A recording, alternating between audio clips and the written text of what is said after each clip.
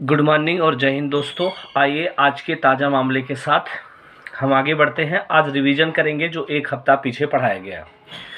तो आज का पहला क्वेश्चन रिवीजन क्वेश्चन है, जलवायु परिवर्तन प्रदर्शन सूचकांक में कौन सा राज्य सर्वश्रेष्ठ पे रहा, कौन सा देश सर्वश्रेष्ठ पे रहा।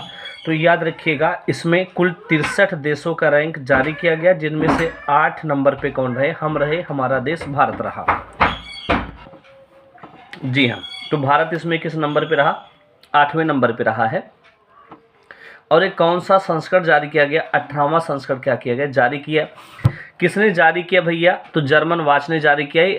ARO में पूछा गया था, जर्मन वॉच ने जारी किया है। और एक क्लाइमेट एक्शन नेटवर्क ने जारी किया है। दोनों मिलकर के क्लाइमेट एक्शन नेटवर्क ने इसे क्या किया है, जारी किया है। ये पॉइंट आपको याद रखना है। इसमें सबसे लास्ट में नंबर पे कौन रहा है, ईरान रहा है। ये लाइन आपको याद रखना है। पहला, दूसरा और तीसरा रैंक इसमें किसी को नहीं मिला है, क्योंकि वैसा कोई देश नहीं जो ठीक ठाक जलवायु के बारे में सोचे। आपके 4th नंबर पे कौन सा देश रहा है, तो याद रखिएगा डेनमार्क रहा है। ये रहा पहला क्वेश्चन। रिवीजन करना, ज़्यादा चर्चा इस पर नहीं करनी है। अगला क्वेश्चन की बात कर लेते हैं। आसियान, आसियान चर्चा का विषय रहा। तो आसियान का 11वां सदस्य कौन सा बना। इसमें आसियान में पहले 10 देश सदस्य हुआ करते थे, अब आसियान में 11 देश सदस्य हो गए। आपको डिटेल वीडियो चाहिए तो आपको करंट अफेयर पीछे पढ़ाया गया है, वहाँ आप जाके पढ़ सकते हैं। आज रिवीजन है तो रिवीजन के हिसाब से यहाँ चला जाएगा। आसियान 11वां सदस्य देश कौन सा बना है, तो याद रखिएगा तिमोर लेस्ते। तिमोर लेस्ते जो है आसियान का 11वां सदस्य देश बना है। अभी आसियान का शिखर सम्मेलन हो रहा था 2022 वाला, ये कहाँ पे हुआ था, तो याद रखिएगा कंबोडिया। कंबोडिया की जो राजधानी है, कंबोडिया की राजधानी नोम पेन में हुआ था। और वहीं पे घोषणा किया गया कि आसियान का ये अब 11वां सदस्य देश कौन बन गया, तिमोर लेस्ते। बात समझ में आ गया। आइए अगले क्वेश्चन की ओर बढ़ते हैं। बिरसा मुंडा जयंती, बिरसा मुंडा जयंती कब मनाई जाती है, 15 नवंबर को मनाई जाती है। और 15 नवंबर को ही क्या मनाया जाता है, याद रखिएगा, झारखंड का स्थापना दिवस भी मनाया जाता है। झारखंड के स्थापना दिवस, बिहार से अलग हुआ था झारखंड, और ये स्थापना दिवस 15 नवंबर को मनाया जाता है। 15 नवंबर 2000 को अलग हुआ था, 2000 को, किससे, बिहार से। बात समझ में आ गया। ये बिरसा मुंडा जनजातीय दिवस पे एक और मनाया जाता है, जिसका नाम है जनजातीय गौरव दिवस। जनजातीय गौरव दिवस मनाया जाता है ये बिरसा मुंडा की जयंती पर 15 नवंबर को। ये पॉइंट आपको याद रखना है। ये 2nd नंबर का मनाया गया है, पहली बार 2021 में मनाया गया था, ये 2nd नंबर का 2022 में मनाया गया। ये पॉइंट आपको याद रखना है। आइए अगला बात करते हैं। लोहा उत्पादक, कच्चे लोहे के उत्पादन में भारत ने जापान को पीछे छोड़ करके दूसरे नंबर पे आ गया। कौन, भारत। सबसे ज़्यादा कच्चा लोहा कहाँ पे होता है, तो पहले पे चीन है, दूसरे पे हम भारत हैं, और तीसरे पे कौन आ गया है, जापान। जापान को पीछे छोड़ करके भारत तीसरे नंबर पे आ गया है कच्चा लोहे के उत्पादन में। आइए और बात करते हैं। भारत का पहला जैविक डेटा केंद्र कहां खोला गया, तो भारत का पहला जैविक डेटा केंद्र खोला गया है फरीदाबाद। फरीदाबाद कहाँ है भैया, हरियाणा में है। फरीदाबाद हरियाणा में है, यहाँ पे भारत का पहला जैविक डेटा केंद्र खोला गया। हरियाणा की बात आई है तो हरियाणा में 2-3 चीजें अभी हाल ही में हुआ है। अंतर्राष्ट्रीय गीता महोत्सव, अंतर्राष्ट्रीय गीता महोत्सव का आयोजन कहाँ किया गया है, तो अंतर्राष्ट्रीय गीता महोत्सव का आयोजन किया गया है कुरुक्षेत्र हरियाणा में। कहाँ भैया, कुरुक्षेत्र हरियाणा में किया गया। ये भी पॉइंट आपको याद रखना है। अगर आपसे बात कर लेते हैं और भी कुछ चीज़ों की, जैसे अभी कुछ महोत्सव या उत्सव मनाए गए हैं, जैसे बात कर लें अमूर फाल्कन फेस्टिवल। अमूर फाल्कन फेस्टिवल कहाँ मनाया गया, तो ये मनाया गया भैया मणिपुर में। फेस्टिवल कहाँ मनाया गया है, तो याद रखिएगा ये मनाया गया है मणिपुर। जो अमूर फाल्कन फेस्टिवल है ये 7वां संस्करण मनाया गया है। कहाँ पे, मणिपुर में। अमूर फाल्कन क्या है, एक प्रकार की बाज की प्रजाति होती है, ये पक्षी होती है जो सबसे ज़्यादा लंबी उड़ान भरने की पक्षी होती है। ये सबसे ज़्यादा लंबी उड़ान ये भारत से उड़ती हैं, भारत से चलती हैं, मणिपुर से चलेंगी और सीधे ये पार करते हुए दक्षिण अफ्रीका जाती है। लगभग 3200 किलोमीटर की दूरी एक उड़ान में चलती हैं। आइए और आगे बात करते हैं। अभी हाल ही में काशी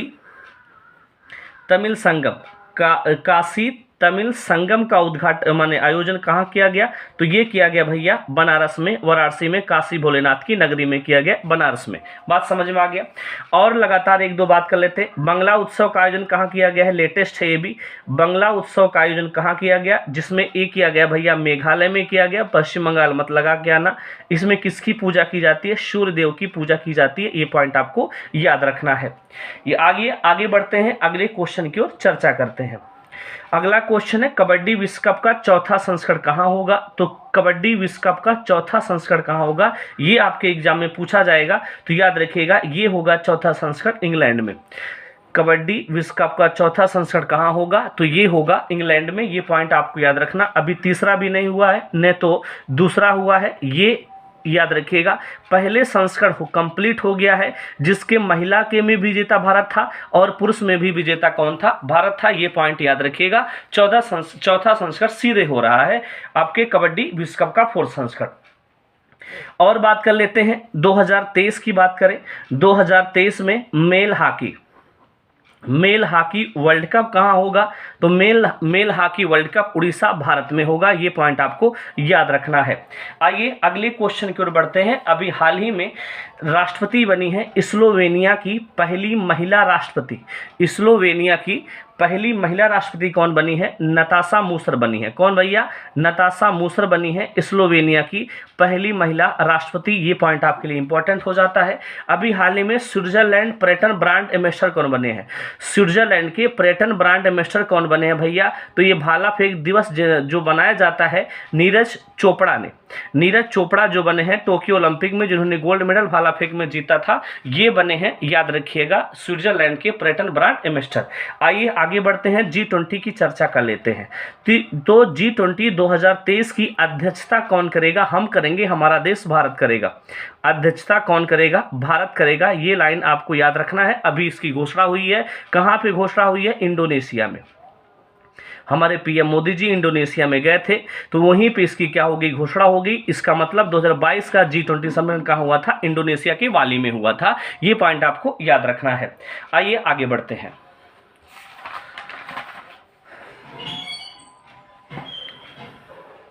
जी हाँ, अगला क्वेश्चन है शरत कमल अंचता चर्चा में है। बहुत इंपॉर्टेंट है ये।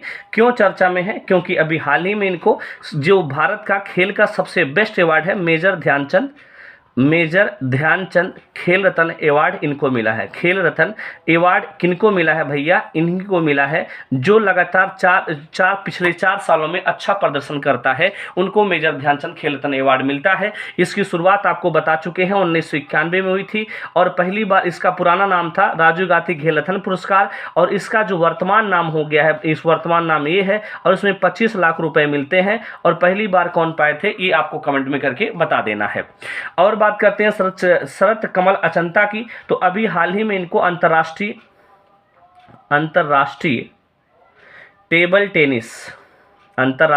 टेबल टेनिस महासंघ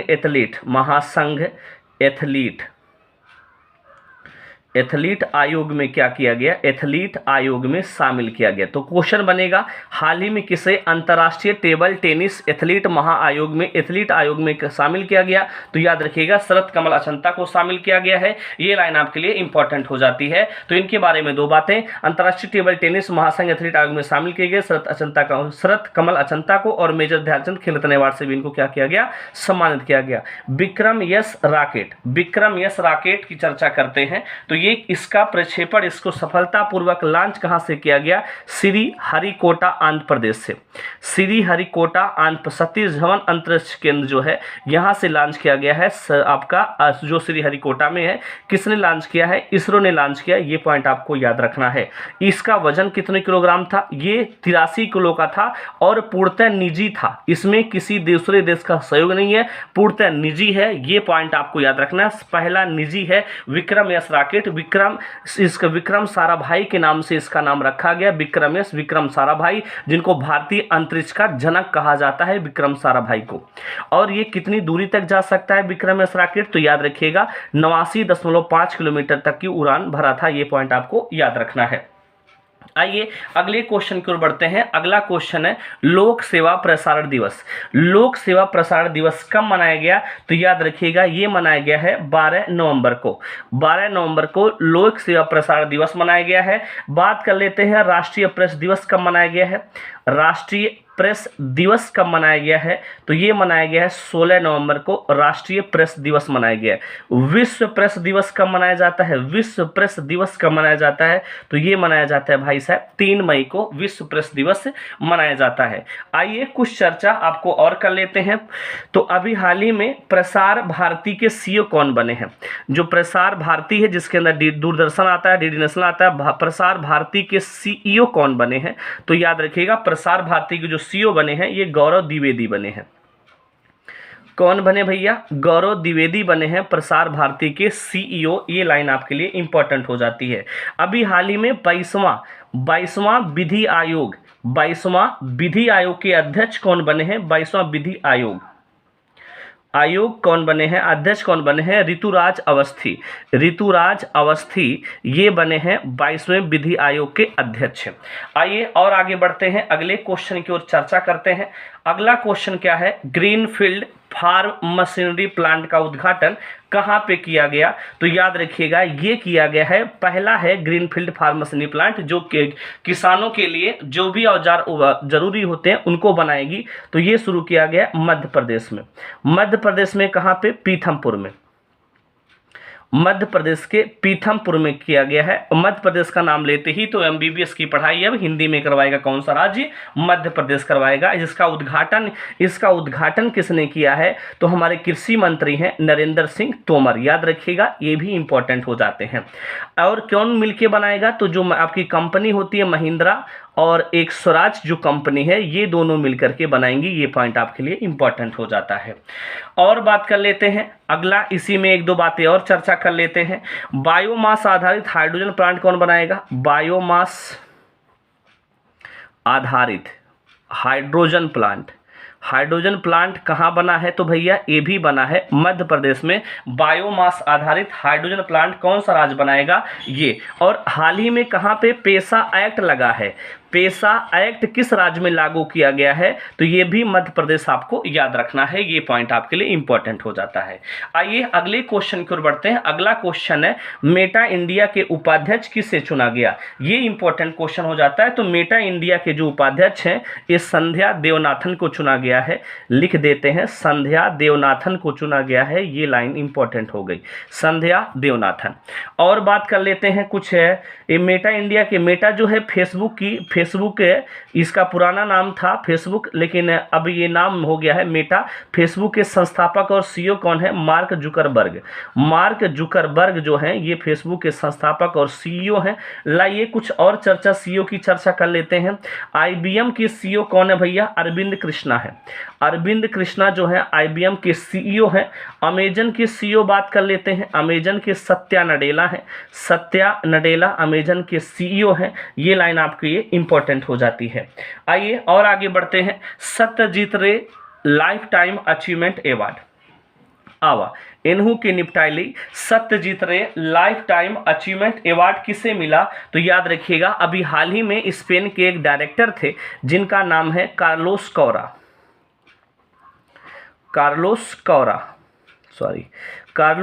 को मिला है। ये स्पेन के एक डायरेक्टर हैं। और कहाँ मिला है? तो याद रखिएगा अभी 53वां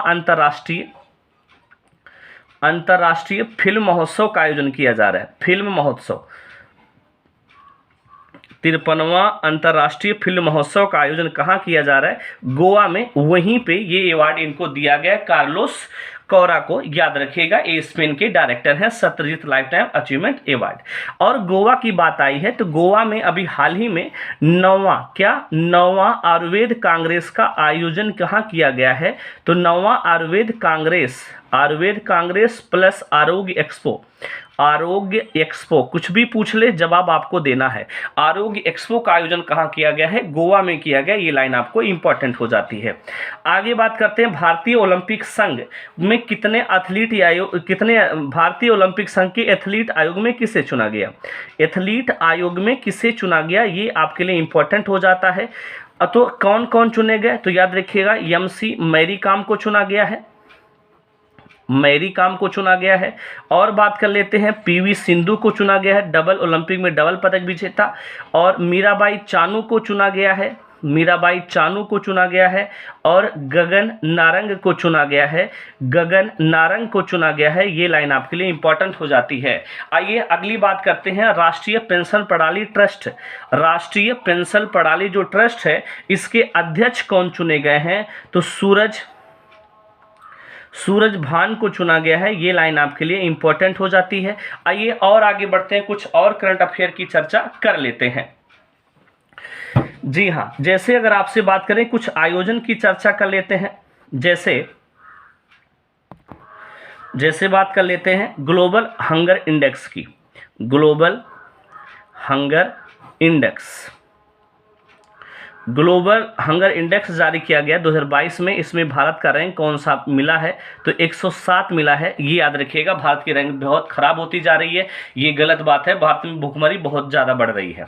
और आइए बात कर लेते हैं कुछ और करंट अफेयर की, जैसे एक मिनट, ये हाँ बात करें तो जैसे अभी हाल ही में पश्चिम बंगाल की राज्यपाल कौन बने हैं, तो पश्चिम बंगाल के जो राज्यपाल बने हैं सीवी आनंद बोस बने हैं। कौन भैया, सीवी आनंद बोस बने हैं। ये इंपॉर्टेंट हो जाता है। और आप बात करें उत्तराखंड का जो हाई कोर्ट है ये भी शिफ्टिंग हो गया है कहाँ पे, तो याद रखिएगा ये पहले नैनीताल था, नैनीताल से कहाँ हो गया है, हल्द्वानी हो गया है उत्तराखंड का हाई कोर्ट। ये पॉइंट आपके लिए इंपॉर्टेंट हो जाता है। आइए और बात कर लेते हैं और कुछ करंट अफेयर की, जैसे बीसीसीआई के अध्यक्ष कौन बने हैं, बीसीसीआई के अध्यक्ष कौन बने हैं, ग्रेग बर्केले, बीसीसीआई देखा थे, बीसीसीआई के अध्यक्ष कौन बने हैं, रोजर बिन्नी बने हैं। कौन बने भैया, रोजर बिन्नी बने हैं। आईसीसी के अध्यक्ष कौन बने हैं, इनका कार्यकाल 2 साल के लिए बढ़ा दिया गया, ग्रेग बर्केले बने हैं, जो कहाँ के हैं, न्यूजीलैंड के हैं। और रोजर बिन्नी पहले एंग्लो इंडियन हैं जिनको बीसीसीआई का क्या बनाया गया, अध्यक्ष बनाया गया। ये पॉइंट आपको याद रखना है। नीति आयोग के नीति आयोग के पूर्णकालिक सदस्य कौन बने हैं, तो याद रखिएगा ये बने हैं अरविंद बिरमानी। कौन बने हैं, अरविंद बिरमानी बने हैं। ये इंपॉर्टेंट हो जाता है, अरविंद बिरमानी। और बात करें फिक्की के अध्यक्ष किसे चुना गया है, तो याद रखिएगा शुभ्रकांत पांडा को चुना गया है फिक्की के अध्यक्ष। ये भी आपको याद रखना है। आइए और कुछ बात कर लेते हैं, जैसे और कुछ दिमाग में आ जाए वर्तमान में चर्चा में विषय में जो हो क्या, और हाँ एक और दिमाग में आया जिसका नाम है क्या, एक बीमा है सार्वभौमिक स्वास्थ्य बीमा। सार्वभौमिक स्वास्थ्य बीमा किस राज्य सरकार ने शुरू किया है, तो ये शुरू किया है नागालैंड सरकार ने। नागालैंड सरकार ने शुरू किया है, याद रखिएगा, जहाँ पे हार्नबिल महोत्सव मनाया जाता है। और यहाँ के जो सीएम हैं नेफ्यू रियो, इन्होंने इसको क्या किया है, शुरू किया है सार्वभौमिक स्वास्थ्य बीमा। ये लाइन आपके लिए इंपॉर्टेंट हो जाती है। अभी हाल ही में एक नाम है अब्बाई मुंतासिर का निधन हो गया है। अब्बाई मुंतासिर का क्या हो गया है, निधन हो गया है। ये क्या थे ये पूछा जाएगा, तो ये बास्केटबॉल प्लेयर थे, खिलाड़ी थे। इनका क्या हो गया है, निधन हो गया है। और बात करें अभी हाल ही में 15 नवंबर को पूरे विश्व की आबादी, हमारे जो ग्रह है इसकी आबादी कितनी हो गई है, 8 अरब हो गई है। कभी पूछ ले 8 अरब में कितना जीरो भैया, तो इकाई, दहाई, सैकड़ा, हजार, 10,000, लाख, 10 लाख, करोड़, उसके बाद करोड़, अरब। ये 2, 2, 4, 2, 6 और 6, 3, 9। बात समझ में आया, ये 8 इतना हो गया हमारा क्या, 8 अरब के ये टोटल करीब हो गए। इसकी जानकारी किसने दी है, संयुक्त राष्ट्र जनसंख्या कोष ने दी है। संयुक्त राष्ट्र जनसंख्या कोष ने इसकी क्या दी है, जानकारी दी है कि हमारे देश की, हमारे विश्व की आबादी इतनी हो गई है। और उन्होंने कहा कि भारत की आबादी 1.412 अरब है और वहीं पे चीन की आबादी 1.426 अरब है। ये लाइन आपको याद रखना है। और जब ये जनसंख्या इतनी हो गई है तो इन्होंने इसको क्या कहा है कि इतनी 8 अरब को क्या कहा, उल्लेखनीय मील का पत्थर कहा है। उल्लेखनीय मील का पत्थर कहा है कि जो मील का पत्थर जैसा दिख रहा था उसको भी हमने क्या कर लिया है, अचीव कर लिया है, प्राप्त कर लिया। ये बात आपको याद रखना है।